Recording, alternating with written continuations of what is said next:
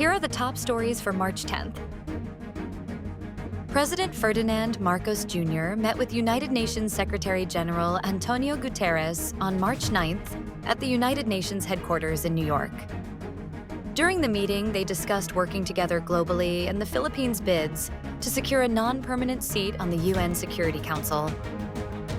According to PCO Undersecretary Claire Castro, Marcos emphasized the Philippines' long partnership with the United Nations and promoted the country's bid for a Security Council seat in the June 3, 2026 election.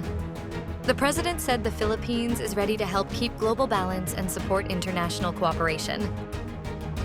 Guterres highlighted ASEAN's role in encouraging global cooperation and respect for international law, including the United Nations Convention on the Law of the Sea, or UNCLOS.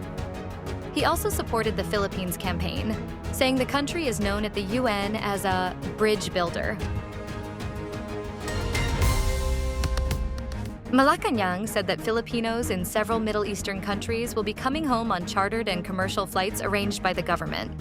Palace press officer and Communications Undersecretary Claire Castro said the government is arranging chartered flights for Filipinos in Saudi Arabia and the United Arab Emirates, with the first flight scheduled for March 14th. The Emergency Repatriation Fund managed by OWWA will cover the costs. Some OFWs have already started traveling to nearby countries before flying to Manila.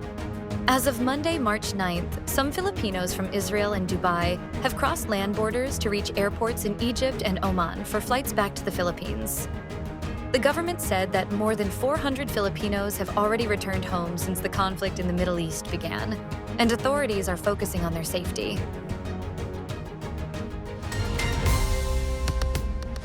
Senators are proposing measures that would allow the president to suspend or reduce taxes on petroleum products during global oil supply disruptions to help protect consumers from rising fuel prices. Senators Francis Cheese Escudero and Francis Kiko Pangilinan each filed bills that would allow the president to temporarily lower excise and value-added taxes on fuel if global oil prices rise too high.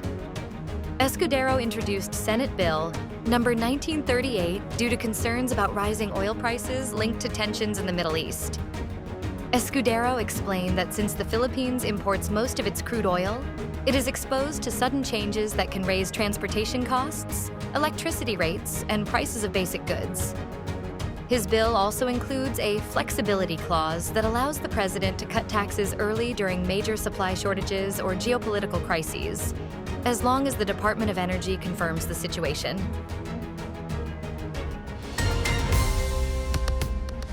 PAGASA reported earlier this morning that the low-pressure area outside the Philippine area of responsibility has developed into a tropical depression.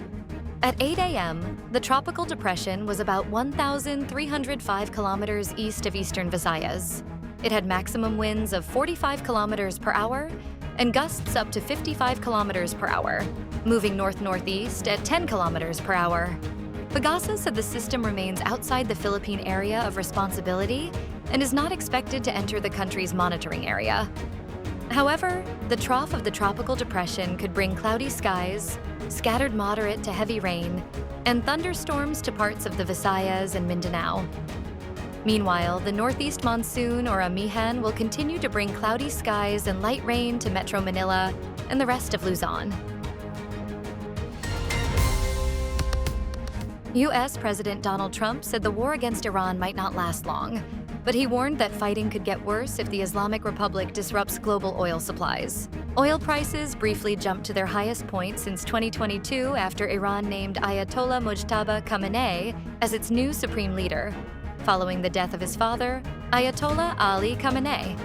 The war, started by the United States and Israel, has already disrupted global oil and gas supplies, causing fuel prices to rise. Fighting has damaged both military and civilian sites, forcing many people, including foreign nationals, to flee or look for shelter. The Department of Energy continues to monitor supply shortages and other issues. Stay updated with the latest news.